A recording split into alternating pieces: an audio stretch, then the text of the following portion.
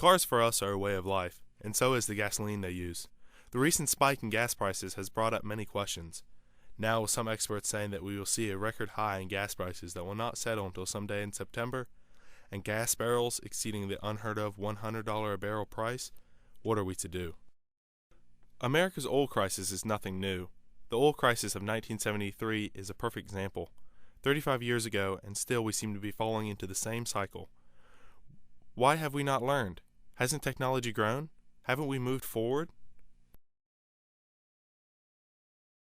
With hybrids and vegetable oil technology growing, what is the real answer? Vegetable oil would mean we would move our dependency onto another substance, which would cause its own series of problems all over again. And hybrids are like answering A to a question when the answer is all of the above. It helps, not solve the equation. So what has the government been doing to help stop this crisis? They have done enough to satisfy the general public. The Bush administration has been making headlines in the last few years with their investments in hydrogen technology. The hydrogen fuel cell is attractive to the oil and auto industries because they can continue to sell gas, cars, and oil-based technology for decades to come, while the ideal goal of the H2 car remains elusive. The director of GM's hydrogen fuel cell concept car, Sequel, was quoted as saying hydrogen fuel cells are about 10 times too expensive now, with about a $50,000 price tag for a hydrogen fuel cell engine compared to a $5,000 cost of an internal combustion engine. Chris Baroni-Bird, director of GM's Design and Technology Fusion Group, cited a GM study that determined a cost of $12 billion to produce 12,000 gas stations across the U.S. with hydrogen, which would only support 1 million hydrogen fuel cell cars on the road. Joseph J. Romm, Ph.D. and author of The Hype About Hydrogen, says there are 5 conditions required for a viable hydrogen fuel cell vehicle.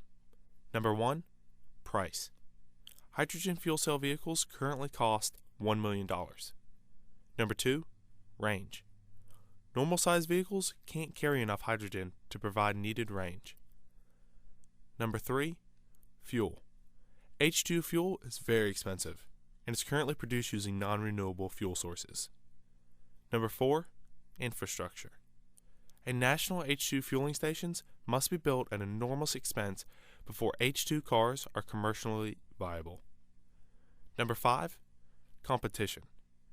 By the time the other miracles are overcome, competing technologies will have improved. We take history class in school because we can all learn from the past. The answer to our oil dependency is not in the future, but in the past. Technology has been created, and efforts have been made, but the oil companies have destroyed these ideas. The oil companies have suppressed inventions that would have lowered the need for oil. But lowering the need for oil would also lower the oil companies' profits. So why would the oil companies want a car with great mile per gallon rating?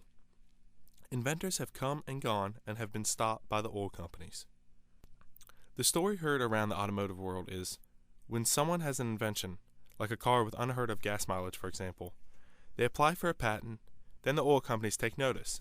Next thing the inventor knows, he gets a knock on the door from the oil companies, wanting to buy his patents or he will wish they had. Then the idea becomes nothing more than a burned piece of paper. Take, for example, Ralph Moody and his magic machine, as Time magazine put it.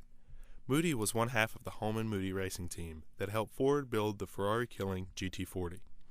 In the late 1970s, Moody took a Mercury Capri and spent a little under $8,500, $5,000 of it being the purchase of the car itself, and created a 53 mile per gallon city and 80 mile per gallon highway car, with as much acceleration as a Honda Civic hatchback of that day. Moody tested the car at a college in Daytona Beach, Florida.